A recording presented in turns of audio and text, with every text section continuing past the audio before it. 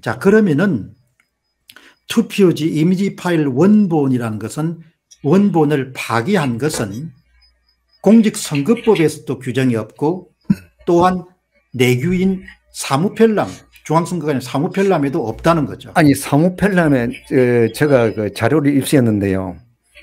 2014년 지방선거 종로구 개표장에서 그 이미지 파일 원본을 삭제하는 것을 보고 참관인이 이의제기를 했습니다.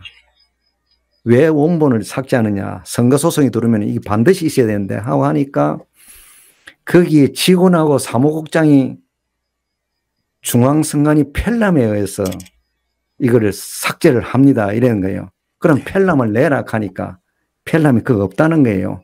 네. 그럼 지금 내라. 그래가 거기 동영상에 다 촬영됐어요.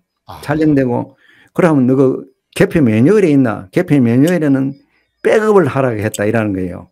예. 자, 그게 이제 동영상을 다 제가 입수를 했어요. 그거를 보니까 중앙선관위 펠람에서 불법 지시를 한 거예요. 그건 완전히 위반이에요. 백업을 하는데 그 원본을 남겨놓고 백업을 해야 나중에 문제가 됐을 때 원본하고 대조가 이상하구나 하고 할 수가 있는데 원본이 없는 상태에서는 그 백업된 거를 믿을 수가 없는 거예요. 그럼 지금도 그 중앙선거관리위원회 사무펠람은 그거를 계속 하고 있겠죠. 예. 그러니까 예. 인천 연수구에서 그 직원들이 삭제했다는 거예요. 그러면 그때 대법관이 물어야 되는 거예요. 무슨 법에 근거해서 삭제했냐? 무엇의 규칙에 근거해서 삭제했냐? 제시해봐라. 이렇게 물어야 되는데 천대비가 안 물었어요. 자, 그러면 예. 위원장님 그 말씀 한번 제가 더 확인하겠습니다. 예, 예. 어쨌든 우리가 아는 법 지식이라는 것은 내규라는 것은 법의 지배를 받지 않습니까? 당연히 그렇죠. 법의 상위법 우선이기 때문에 그러면 맞습니다. 어쨌든 중앙선거관리위원회의 관계자들이 위법 활동을 한 거지 않습니까? 그렇죠. 위법 활동입니다. 예.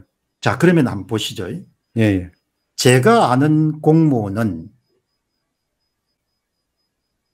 그 소위 은퇴 이후에 그런 연금이라든지 그 다음에 자신의 직책상 지나치다고 할 정도로 내규라든지 법규에 따라서 대부분의 공무원은 움직이지 않습니까? 예, 그렇습니다. 예. 자, 그러면은 중앙선거관리위원회 관계자들은 그 파기를 지시한 자나 파기한 자가 자신이 엄청난 범행을 저지르고 있다는 걸 본인이 인지할 거 아닙니까?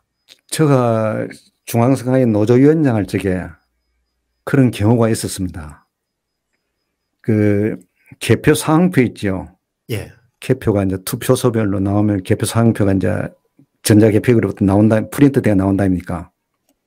그 개표 사항표에는 위원들의 서명과 날인이 반드시 있어야 됩니다. 그런데 날인마였어요.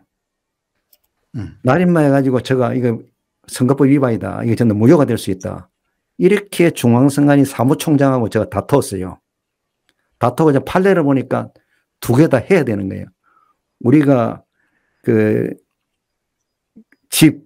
집을 매도한다든가 보험계약을 하게 되면 반드시 서명 날인을 해야 되지 않습니까? 그거하고 규정이 똑같아요.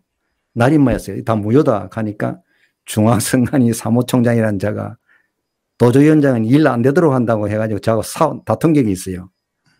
중앙선관위가 간부들이 총장들이고 그런 사람이 무식하기 짝이 없었습니다. 이것을 제가 국민들 앞에 공개하는 거예요, 이제요. 그런 식으로 관리했어요. 조혜주도 마찬가지일 거예요. 왜냐하면 조혜주 때 이 사건이 또 터졌으니까. 그러면 이제 그런 지금 이번에 원고 측에서 그 요청을 중앙선거관리위원회에서 해명을 그러니까 누가 지시했고 누가 파기했느냐 이 부분에 대해서 일체 답을 안 했거든요. 예, 근거가 뭐냐? 예, 근거가 뭐냐? 해야 됩니다. 예. 예, 근거는 이번에 썼는데 근거가 전혀 근거가 없는 걸로 나왔고. 예. 그 다음에 지휘 체계는 이제 근데 만일에 이제 이 문제가 발각이 돼 가지고 되면은 위법 활동한 거니까 관계자들은 대단히 큰 벌을 받겠네요. 관계자들은 징계 처분받아야 되죠. 너무 지나치면은 지나친 일 뭡니까 이거 선거 무효가 된다 아닙니까? 예. 사실은 관계자는 파면시켜 버려야 되는 거예요.